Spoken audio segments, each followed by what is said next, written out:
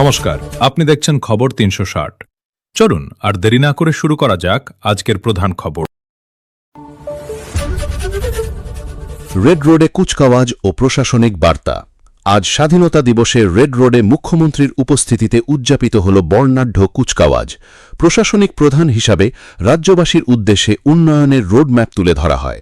২০৪৭ সালের মধ্যে উন্নত ভারত ও উন্নত বাংলা গড়ার লক্ষ্যে কর্মসংস্থান, নারী নিরাপত্তা ও অর্থনৈতিক পরিকাঠামো জোরদার করার অঙ্গীকার ঘোষণা করা হয়েছে। কন্যারত্ন ও স্কলারশিপে বড় আর্থিক ঘোষণা।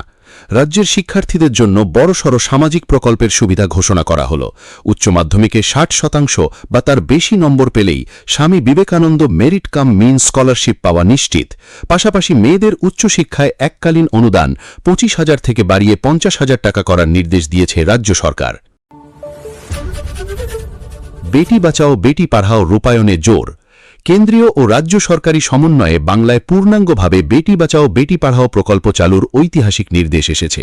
প্রশাসনিক স্তর থেকে বলা হয়েছে, প্রতিটি ব্লকে মেয়েদের শিক্ষা সুনিশ্চিত করা ও ড্রপ আউট কমানোই এর মূল লক্ষ্য।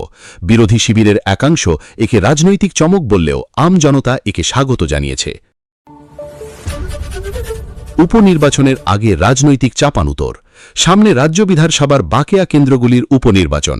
সেই উপলক্ষে রাজ্য রাজনীতিতে তরজা চরম তুঙ্গে। শাসক ও বিরোধী দলের নেতারা আজ রাজ্য জুড়ে নানা দলীয় কর্মসূচিতে অংশ নেন। একে অপরের বিরুদ্ধে প্রশাসনিক ব্যর্থতা ও দুর্নীতি সংক্রান্ত অভিযোগ তুলে চাঁচাছোলা আক্রমণ শানিয়েছেন শীর্ষ নেতানেত্রীরা। স্বাধীনতা দিবসে বিজেপি ও তৃণমূলের পৃথক কর্মসূচি। ১৫ই আগস্ট উপলক্ষে শাসক দল তৃণমূল কংগ্রেস এবং বিরোধী দল বিজেপির রাজ্য শাখা আলাদাভাবে পথসভা ও পদযাত্রার আয়োজন করে। কলকাতায় বিজেপি নেতৃত্বের রক্তদান ও স্বনির্ভর ভারতের প্রচারের পাশাপাশি রাজ্যের শাসক দল সংবিধান রক্ষা দিবস হিসাবে জেলায় জেলায় মিছিল বের করে তীব্র স্লোগান তোলে। পঞ্চায়েত বাজেটের পর্যালোচনায় রাজভবন নবান্ন টানাপোড়েন। গ্রামীণ পরিকাঠামো উন্নয়নের বরাদ্দ এবং পঞ্চায়েত স্তরের ফান্ড রিলিজ নিয়ে রাজ্য প্রশাসন ও রাজভবনের তরজা নতুন মাত্রা পেয়েছে। বিরোধীরা দাবি করছে, স্থানীয় স্বায়ত্তশাসিত সংস্থাগুলোয় অডিটের স্বচ্ছতা আনা হোক। তবে নবান্ন সূত্রের দাবি, রাজনৈতিক উদ্দেশ্য প্রণোদিতভাবে ফান্ড আটকে রাখার চেষ্টা চালানো হচ্ছে। দক্ষিণবঙ্গে আবহাওয়ার সতর্কতা। স্বাধীনতা দিবসের উৎসবের মুখেই আবহাওয়া দপ্তরের তরফ থেকে দক্ষিণবঙ্গের একাধিক জেলায় ইয়েলো অ্যালার্ট জারি করা হল। কলকাতা, ২ চব্বিশ পরগনা ও হাওড়ায় আজ বিকেল থেকে কাল সকালের মধ্যে মেঘলা আকাশ এবং বজ্রবিদ্যুৎ সহ তুমুল ভারী বৃষ্টির পূর্বাভাস দেওয়া হয়েছে। উপকূলীয় অঞ্চলে সতর্কতা জোরদার। উত্তরবঙ্গে ধস ও তিস্তা জলস্তর বৃদ্ধি।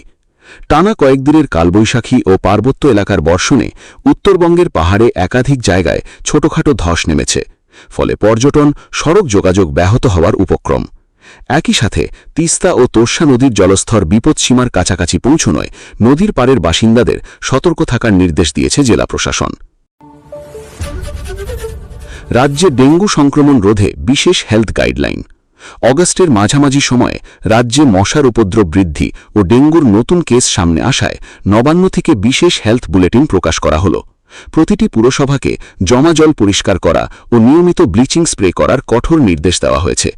হাসপাতালগুলিতে খোলা হয়েছে আলাদা ডেডিকেটেড ফিভার ক্লিনিক। শিয়ালদহ ও হাওড়া শাখায় ট্রেন চলাচলে পরিবর্তন।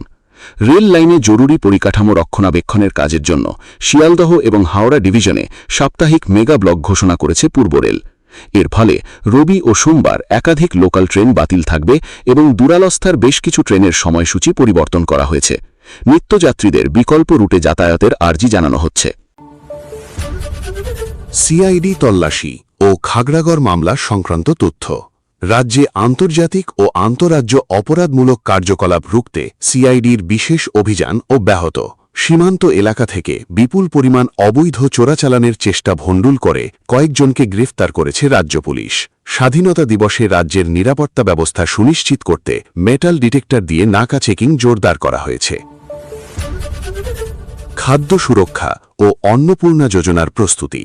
খাদ্য দপ্তর জানিয়েছে, চলতি মাসের ১৭ তারিখ থেকেই রাজ্য জুড়ে রেশনের নতুন কোটা ও বিশেষ সুবিধা সরবরাহ করা হবে। চাল গমের কোয়ালিটি বজায় রাখা নিশ্চিত করতে এবং কালোবাজারি রুখতে রেশন দোকানগুলিতে কড়া ফ্লাইং স্কোয়াড তল্লাশি চালাবে বলে জানানো হয়েছে। শিক্ষক নিয়োগ দুর্নীতি মামলায় নতুন আইনি মোড়। স্কুল সার্ভিস কমিশনের নিয়োগ দুর্নীতি মামলায় হাইকোর্টে নতুন বেঞ্চ শুনানি গ্রহণ করবে। চাকরি প্রার্থীদের আন্দোলন অব্যাহত থাকার মাঝেই আন্দোলনকারী প্রতিনিধিরা নতুন রাজ্য প্রস্তাবের জন্য আজ প্রতীকী অনশন কর্মসূচি পালন করছেন। আদালত শীঘ্রই প্যানেল পুনর্গঠনের চূড়ান্ত রূপরেখা প্রকাশ করতে পারে।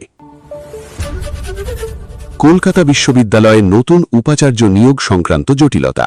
উচ্চশিক্ষা ক্ষেত্রে প্রশাসনিক জটিলতা কাটছেই না।